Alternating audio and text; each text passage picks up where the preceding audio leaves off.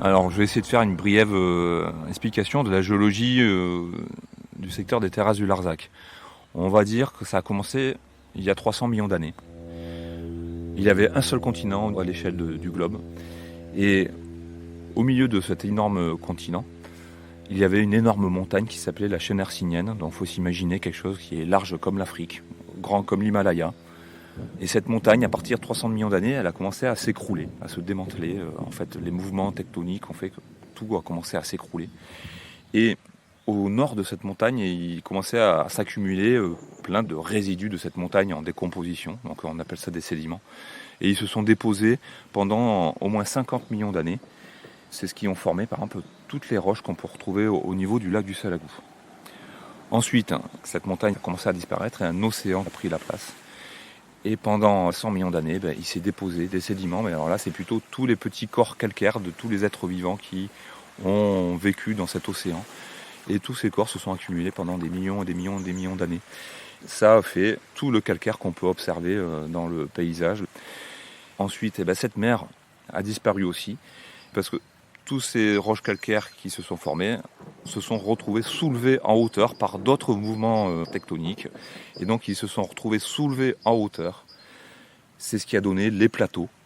Et ces plateaux, après, pendant des millions d'années, ils ont été découpés par les différentes rivières, l'Hérault, la Lergue, à l'Odève.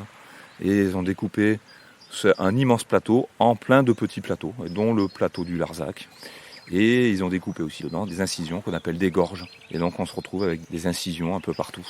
Et pour l'histoire plus récente concernant les terrasses du Larzac, au milieu de tout ça, il y a aussi des volcans qui sont apparus, il y a en gros 2 millions d'années, et qui ont percé tout cet ensemble et qui ont déposé des coulées de lave par-ci par-là.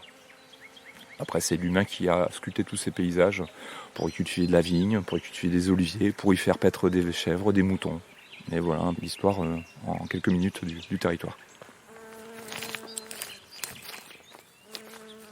Ce que je vous invite à faire maintenant, c'est de quitter la voiture et de prendre le chemin sur votre droite qui va permettre de vous immerger dans ce paysage spectaculaire.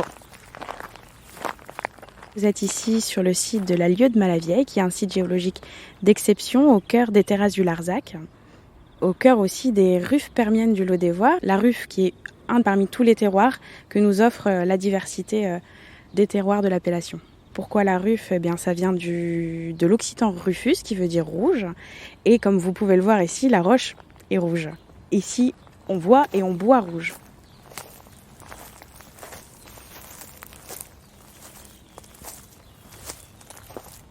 On est dans un ancien bassin au Permien. Alors attention, le Permien, c'est 275 millions d'années. Ça peut faire un peu peur. C'est une roche qui est assez ancienne et que l'on trouve peu en France. Et c'est ça qui est intéressant pour les géologues. On va pouvoir étudier les environnements à cette époque-là. On était dans un bassin au pied d'un grand relief de l'époque, il y a 275 millions d'années. On a accumulé tous les sédiments qui viennent s'éroder de ce relief. Ces sédiments se sont accumulés au fond d'un bassin, sur lesquels on peut observer encore aujourd'hui des figures comme des anciennes rides de courant qui sont à l'époque venues créer sur le sol ces figures sédimentaires bien spécifiques. Pour nous les géologues, c'est très important de pouvoir les étudier. Ça nous apprend qu'à l'époque, on était sur une période humide avec de l'eau.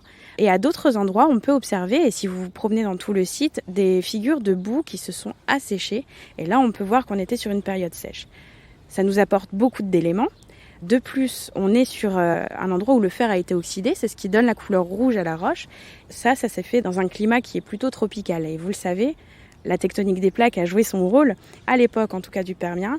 Ce site géologique-là permet de nous plonger dans l'environnement passé, au niveau de l'équateur, au pied d'un relief qui venait déposer au fond d'un bassin ces sédiments, avec à des moments des périodes sèches où des petits animaux venaient marcher sur la boue et nous offrir aujourd'hui ces traces que l'on peut observer.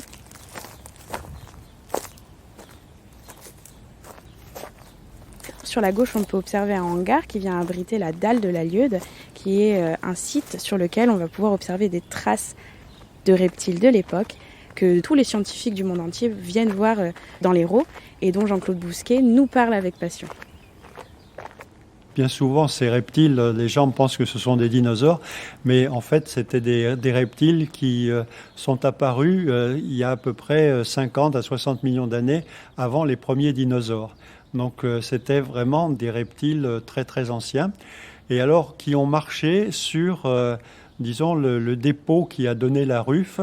Et cette dalle, bon, maintenant, on le voit, elle est inclinée, donc il y a eu un basculement ultérieur. C'est peut-être pas des animaux grimpeurs, c'était des animaux donc qui marchaient, qui cherchaient donc à se nourrir, qui marchaient sur des zones qui étaient encore souvent très humides, et les animaux ont laissé leurs empreintes. Et puis après, le soleil est revenu, la boue a séché, et puis il y a eu une autre fois une grande pluie.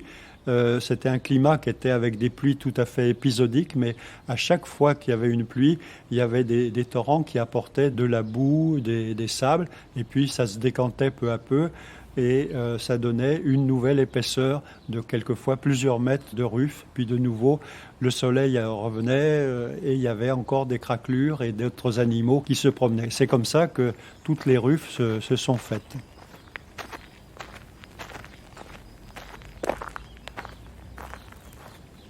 Il y a 275 millions d'années, vous étiez là, les pieds dans l'eau, quelquefois les pieds dans la boue quand on était sur des périodes sèches, avec un grand relief qui s'offrait à vous, beaucoup plus grand que celui que l'on voit aujourd'hui.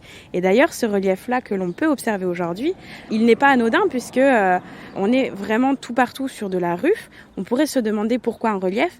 Et si vous observez le château juste en haut, vous pouvez voir qu'il est localisé sur une roche très noire, très dure. Ici, on parle d'une autre histoire géologique. On vient beaucoup plus proche de l'actuel, il y a 1 million d'années seulement.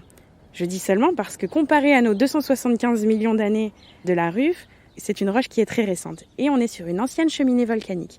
On s'imagine des grands volcans, des couloirs qui viennent apporter le magma en surface. Et le magma qui s'est cristallisé très très rapidement dans ces couloirs à un moment donné, c'est devenu du basalte, une roche très très dure. Ce basalte-là s'érode beaucoup moins vite que la ruffe qui est en dessous, et ce qui fait qu'on est venu creuser avec l'érosion toutes les roches en laissant ce basalte un peu plus intact, créant ce relief. C'est ce qu'on appelle une inversion de relief.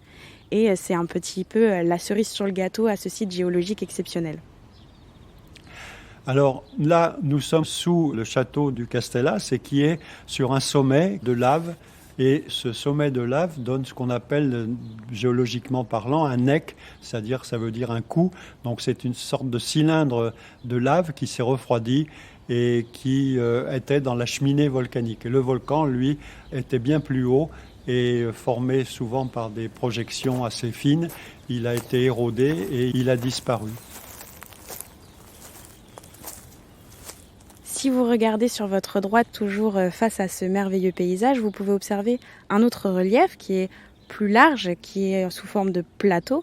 On est ici sur un plateau basaltique, de la même façon que le nec, la cheminée volcanique au niveau du château.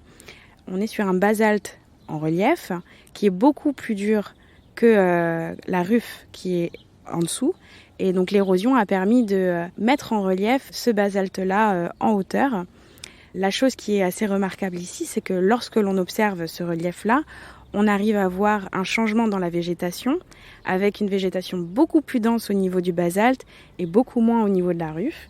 Pour un géologue, ces observations-là, ne serait-ce qu'au niveau de la végétation, apportent de nombreux témoins et nous donnent envie d'aller taper en hauteur pour voir ce qui s'y passe. On est vraiment sur une coupe à travers tous les âges. On peut, sur moins de 20 km, on peut avoir 7 ou 8 sols différents. Ça les rend fous, les géologues. Mais bon, ça rend fou aussi les vignerons, les agriculteurs et les consommateurs de vin qui retrouvent tout ça dans cette complexité, cette diversité dans les vins qu'on peut retrouver des terrasses du Larzac. On peut voir vraiment de la récolte jusqu'à l'assemblage, les effets du terroir. Moi, sur les ruffes, on a des ruffes avec du basalte. On va retrouver un côté mentholé dans cet assemblage-là. Un grenache, par exemple, dans les ruffes plus bas, vraiment dans les ruffes 100%, avec un peu de schiste, peut-être. Là, on va être plutôt sur un grenache traditionnel, sur la cerise, sur le kirsch, des choses comme ça.